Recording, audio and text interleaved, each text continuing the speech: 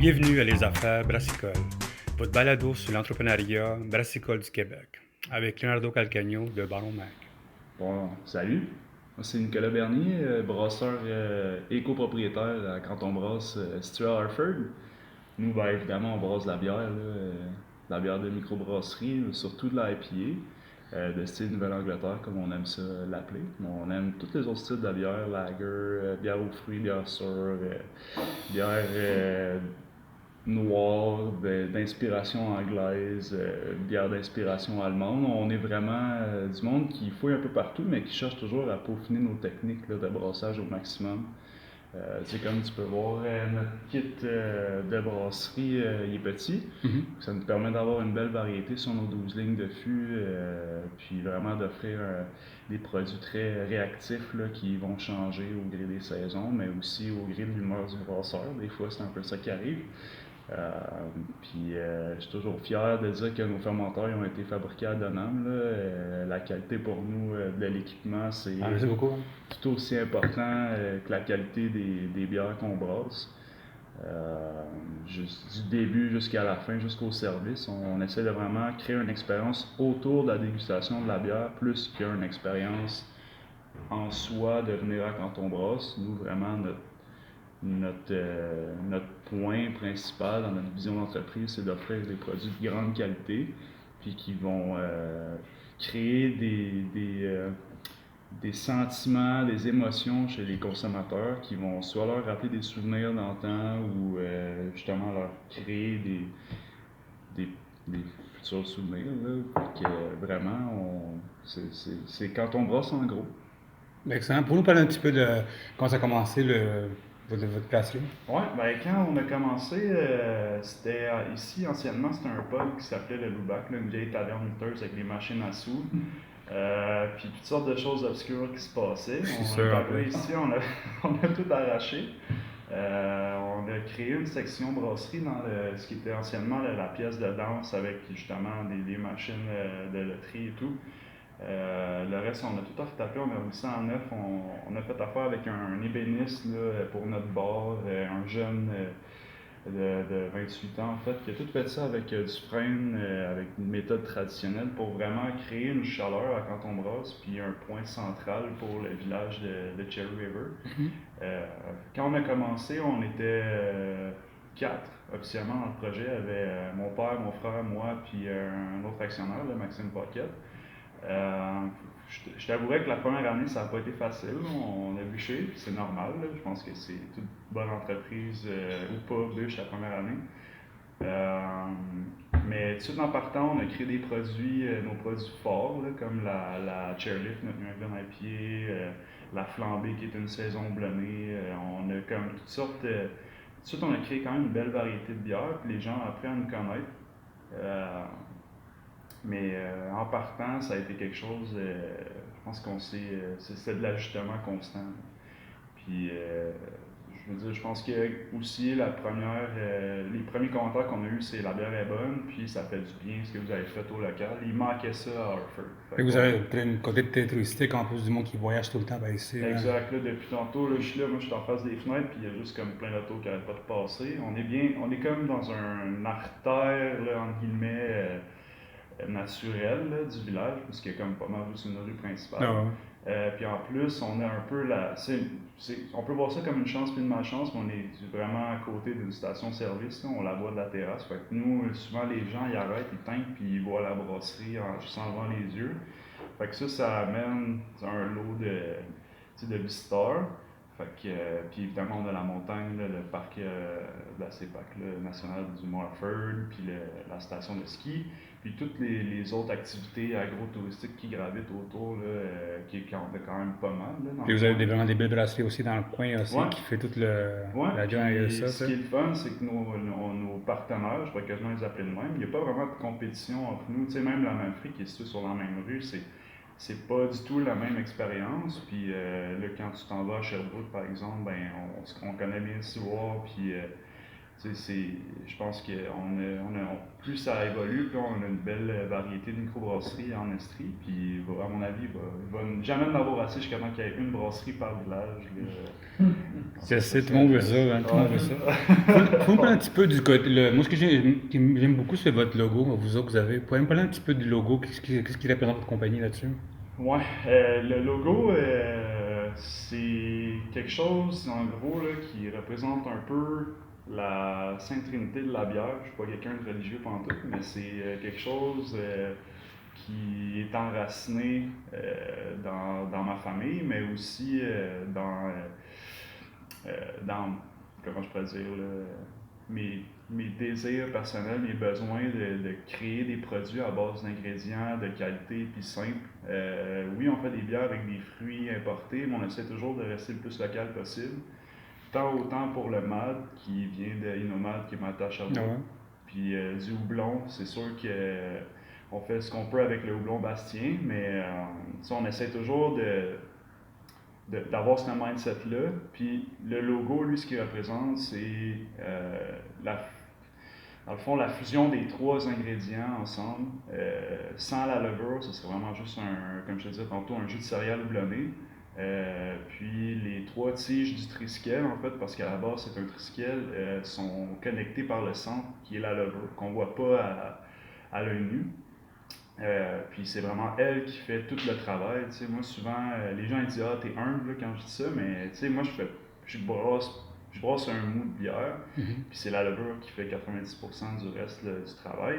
Oui, je l'aide, je la guide, mais pour moi, c'est ça que ça représente. C'est vraiment sans la levure, on n'aurait pas ce qu'on peut déguster aujourd'hui là, partout à travers le monde. Là.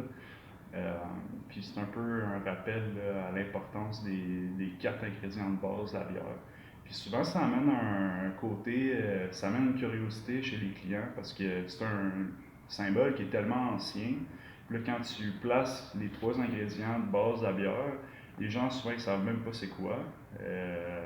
Fait que ça amène une curiosité, ils posent des questions, ça crée des conversations.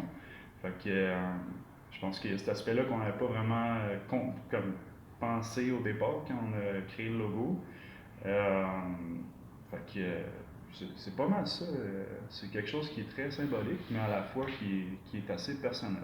C'est très alchimiste comme logo, je trouve. Ouais, on pourrait dire ça de même. Là. Ah ouais. C'est même un peu ésotérique. Non, c'est pas ésotérique en tout, mais non, c'est vraiment c'est le fun là, d'avoir un logo comme ça qu'on peut sentir que la majorité des gens aiment, le trouvent beau. Oui, c'est un logo c'est un symbole qui est universel. Souvent, les gens ils se mélangent avec d'autres commerces qui ont un peu le même logo. Mais tu sais, nous, c'est pas la vision de quand on brasse, c'est au-delà du logo, c'est vraiment dans les produits finis. Puis éventuellement, quand on va avoir des canettes ou quoi que ce soit, ça va toujours être le produit qui va être plus mis de l'avant que la brasserie. Mais somme toute, on l'aime le logo, c'est agréable aux yeux là, quand tu le regardes. Vous êtes une brasserie assez jeune, vous autres. Puis vous avez bien sûr vécu la COVID comme tout le monde. Mhm. Comment ça vous a affecté qu'est-ce qui est arrivé? En fait, nous, on avait suivi un peu les traces des 11 comtés. OK? Quand ils ont démarré, il y avait un craft tap, puis ils remplissaient des cruchons. Nous, on voulait offrir la même possibilité aux clients. Ils viennent boire une bière, ils la trouvent bonne, ils peuvent repartir avec un cruchon à la maison, continuer à déguster de la bière de quand on brasse dans le confort de leur foyer. C'est un peu en fait, c'est ce qui nous a sauvés pour la COVID OK? parce que la stabilité des produits servis à travers un craft tap, c'est beaucoup mieux que servi directement au robinet. Puis vraiment, nous, ça a été la stratégie qu'on a décidé d'enclencher qui était de rester ouvert, servir de la bière en cruchon pour emporter seulement. Euh, Puis ça a marché, tout simplement. Avant, on faisait pas de pré-remplissage. Maintenant, on fait que du pré-remplissage. Euh, on a des caisses, plusieurs caisses de cruchons remplis des bières. OK, On OK. nettoie nos cruchons nous-mêmes. On a passé de une palette de cruchons aux 2-3 mois aux 2 semaines pendant la grosse saison. Mais pendant la COVID, on a manqué de cruchons, on a passé proche de manquer de OK, cruchons, on OK. demandait aux gens d'en rapporter à des amis, on allait comme ramasser le plus de cruchons qu'on pouvait. Puis je pense que ce simple point-là, qui est la stabilité du produit, nous a créé une réputation de leur bière est bonne, puis même si je la garde 2-3 semaines dans le frigo, elle va être bonne encore, elle sera pas flat, elle sera pas oxydée, parce qu'on s'entend que ce qu'on vendait le plus c'était la Chairlift. En fait, que les gens revenaient. La proximité aussi, vu que c'était souvent moi qui était là, le brasseur copropriétaire qui vendait la bière aux gens, ça amenait un côté très humain un touch humain là, qui est vraiment important. Les gens voulaient que ça reste aussi. Oui, il y avait ça. L'offre de bière à Magog n'est pas vraiment diversifiée. Il faut que tu ailles dans les dépanneurs. Il y a des dépanneurs qui ont passé de frigo. Fait que là, ça amenait tout son lot de problèmes. La Manfrey, ils ont fait des canettes, mais tu sais, c'était pas. Il y avait moins de variétés que nous. Il fut un temps, on avait peut-être. Pendant la COVID, on avait 9 variétés de cruchons disponibles. De bière en cruchon de disponible. Fait que ça amenait quand même ça amenait des clients juste par la variété et la stabilité du produit. Là. Je faisais des grosses journées de remplissage à 60 cruchons à l'heure. Ça va pas vite, là, mais ça le fait. Là. On était capable de fournir quand même malgré tout. Ça nous a vraiment sauvé, les cruchons. Mais au début, quand vous avez commencé votre brasserie, c'était pas le but. Vous vouliez vraiment être une brasserie de pub ici, que le monde vienne chez vous boire la bière, tout ça. C'était pas le but d'aller un cruchon. Techniquement, là, la ville, mais ils nous ont limité notre vente de bière à emporter à 30% du chiffre d'affaires. En réalité, ils n'ont pas le droit parce qu'ils n'ont aucune façon de contrôler ça. Puis maintenant, c'est entre 60, post-COVID en ce moment, là, même si on est ouvert à capacité réduite, entre guillemets, là,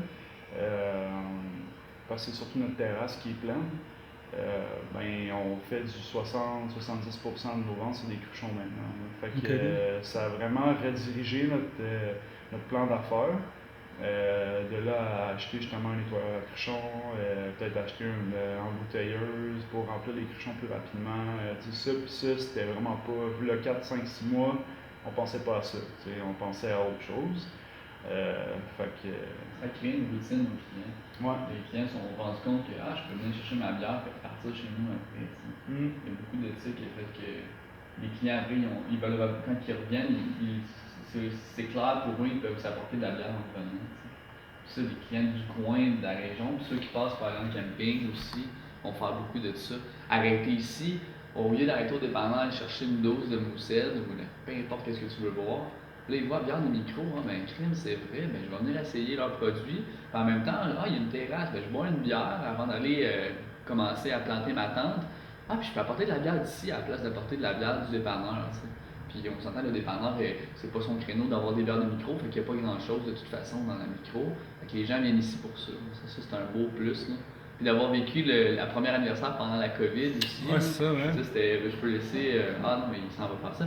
Mais dans le fond, il y a eu on a eu la malchance d'avoir notre premier anniversaire pendant cette période-là. Mais ce que ça a créé, c'est vraiment un engouement, puis les gens se sont déplacés pour venir acheter. Puis ça a été une fin de semaine à grosse pluie battante dehors, avec un petit chapiteau cheapette à l'extérieur. Les gens se ruaient. Peut-être il fallait comme, avec la distanciation, tout le monde était séparé dans leur auto, mais il y avait une file d'attente pour venir acheter les produits quand on va sur le premier anniversaire. Les gens étaient fiers de venir, de se mouiller pour venir chercher de la bière d'ici. Puis c'est là que ça a fait. Les gens du coin veulent vraiment que le pub reste, puis ils veulent que la micro. Ils veulent donner de l'amour, redonner l'amour que nous, on veut donner en servant les bières ici.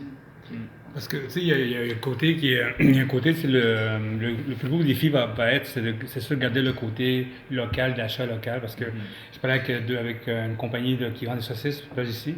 Ils nous disaient que de plus en plus, le monde découvre le côté local, de la bouffe, tout ça. Est-ce que vous avez découvert le côté des gens de venir rencontrer le côté local, de goûter du local, mais comment vous allez garder ce monde-là après ça? Parce que, tu sais, après le déconfinement, le monde va faire comme, tu sais, on boit n'importe quoi, tu sais. Comment vous allez garder ce côté-là? Oui, ça revient un peu à ce que je disais, là. La qualité du produit, je pense que ça change l'idéologie des gens face à la consommation, à leur consommation en général.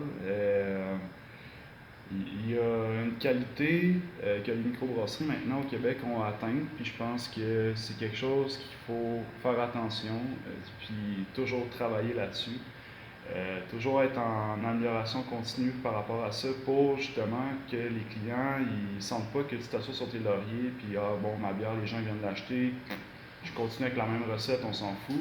Non, tu sais, les goûts évoluent, les bières évoluent avec le temps, puis je pense que c'est une façon parmi plusieurs de garder les clients puis les consommateurs à revenir à consommer local. Sinon, tu as l'aspect proximité. Tu sais, comme je disais tantôt, les gens ils aiment ça, avoir leur coin à eux. Puis il faut que tu leur crées un sentiment d'attachement avec ton entreprise pour que justement ils reviennent. Fait que vraiment le côté humain de l'entreprise, qu'on ait une petite équipe, que ce soit souvent les mêmes personnes qui servent la bière, que nos bières soient de bonne qualité, je pense que ça va garder le consommateur allumé, mais aussi attaché à l'entreprise. Puis je pense qu'éventuellement, on veut peut-être, mettons qu'on va sur des tablettes, c'est encore dans l'optique de ne pas aller à des points de vente stratégiques à Montréal, c'est de rester dans un rayon l'hyper-local. Pour que ce soit pour favoriser les locaux avant tout, puis aussi qu'ils ne se sentent pas délaissés par quand on brasse par exemple, que là finalement ils vont un petit peu trouver du stock partout, puis ils vont essayer de vendre plus ça. C'est ça. Ouais. Fait que c'est sûr que c'est toujours un peu stressant, faut que tu t'évolues. Mais moi je pense que c'est la clé du succès, c'est d'évoluer puis de jamais prendre rien pour acquis, surtout pas le consommateur, puis encore moins la qualité de ton produit. Je sais que tu m'as dit que tu voulais aller en canne dans, disons, je sais pas dans combien de temps, mais est-ce que c'est quelque chose que vraiment, ça vous intéresse vraiment la canne comme produit publicitaire, marketing, ou c'est vraiment vous êtes correct avec ce que vous avez maintenant? Il y a deux choses pour la canette. Là. Nous, si on est avec les cruchons, c'est parce que je suis convaincu que le cruchon, ça peut être plus écologique si on le réutilise. Mm-hmm. De là, notre programme de fidélité, que si tu fais 8 remplissages, ton 8e remplissage est gratuit. En fait, techniquement, quand tu réutilises une bouteille de verre après 8 remplissages, 8 réutilisations en fait, son empreinte écologique elle a été neutralisée. Okay? La canette, par contre, l'aspect transport qui est beaucoup plus viable. Puis nous, le fait d'être à proximité d'un secteur de camping, beaucoup de tourisme, le format de 32 onces / 950 ml en verre d'un cruchon est moins pratique qu'une canette. Fait que si on fait des canettes, on va quand même garder le cruchon, puis on va quand même garder des bouteilles pour nos produits plus fancy qui sortent des barriques ou plus brettes, plus sauvages. Puis la canette, ça va être surtout pour nos produits forts, gros vendeurs comme la Chairlift ou notre Comblé par exemple, qu'on a juste fait une fois, collaboration avec David Place, c'était bien cool. Nice, hein? Puis je pense que la réception a été super bonne, mais tu sais, ça serait comme pour certains produits, puis de produits de façon stratégique. Puis Scoop, on va sûrement faire un can release en 2020, d'ici la fin de l'année. Pour tester le marché, encore là, c'est sur place seulement, vraiment un bottle / can release, un peu à la Messorem, là, puis à la demande, puis on va avoir des bouteilles de bière grand cru qui ont été vieillies dans notre foudre, puis avec notre blend de levure maison. Fait que ça, c'est des choses qu'on considère, mais on va pas faire un virage total à la canette comme on voit beaucoup de microbrasseries faire. Je trouve que tu perds un peu de l'essence puis de l'authenticité de la bouteille, mais je comprends la stratégie de la canette, puis je pense qu'il faut quand même l'utiliser à notre avantage, parce que si on avait de la canette, on ferait encore plus de ventes, parce que souvent il y a des gens qui vont au dépanneur puis qui veulent juste un 474 ml en pack, puis que ça soit facile pour eux, qu'ils ne se cassent pas le basic. À la plage, mettons. C'est à la plage, c'est ça. Que de cacher ton cruchon dans ta glacière. À l'hôtel à côté, comme moi. À l'hôtel à côté, tu sais. Fait que c'est un contenant qui est très stratégique, mais que si on l'utilise à bon escient, on va quand même. Tu sais, on veut pas perdre notre image mais on va quand même toucher plus de gens. Mais c'est bon de savoir que vous avez déjà vous savez quelle sorte de brasserie vous êtes déjà. Souvent, beaucoup de brasseries, ils perdent leur ADN avec ça, ils paniquent puis ils s'en vont dans la canette en 100%, des affaires comme ça. C'est bon de savoir que vous êtes vous savez où vous voulez aller puis où vous voulez rester. Bravo. Ben merci. On essaye de rester authentique. C'est pas évident des fois, mais on est jeune encore. Money on est talks, mais des- des fois tu paniques. Money tout ça. talk, ouais, non, mais c'est ça. Mais nous, on est jeunes, puis on est comme pas. On a encore, là, je veux que ça reste là, idéalement jusqu'à la fin, là, mais qu'on est encore très authentique dans notre approche, puis on a l'entreprise vraiment à cœur. Steven et moi, parce que Steven il est partenaire maintenant avec nous. Puis, tu sais, c'est quelque chose qui est très important pour nous de justement rester authentique, puis de savoir qu'est-ce qu'on veut, puis où est-ce qu'on s'en va. Puis après, ben, c'est juste d'être cohérent dans ses actions. Fait que, on lâche pas la patate. L'humain derrière le produit. L'humain derrière le produit. C'est important. Ouais. Ça, justement, c'est la fleurette, par exemple, c'en est une image une représentation qui est ma grand-mère, en fait. On l'a nommée la bière par son prénom. Okay. On essaie de rester vraiment à une petite échelle, puis de pas trop s'enfler la tête, mais de pas paniquer avec tout ce qui se passe sur le marché en ce moment. Là. Puis je reviendrai sur la COVID juste pour dire que pour nous, on est vraiment reconnaissant pour les clients justement qui sont revenus. Puis pas juste des clients, mais du monde de l'industrie. J'ai Antoine Landry, par exemple, de Brewstorming. Lui, à chaque semaine, il venait nous acheter des cruchons. Il y en a plein de même, c'était ça. Ouais. Il venait nous encourager. Oui, là, on les voit moins, mais je comprends. Là, ils sont dans le jus, ça a tout reparti. Mais, tu sais, juste toutes ces petites personnes-là, leurs actions qu'ils ont faites nous a permis de passer à travers. Puis, non, je suis bien reconnaissant. Puis c'est là que tu sens le côté humain de l'entreprise. C'est pas juste dans un sens, c'est vraiment du donnant-donnant. Fait que ça va rester aggravé dans mon cœur.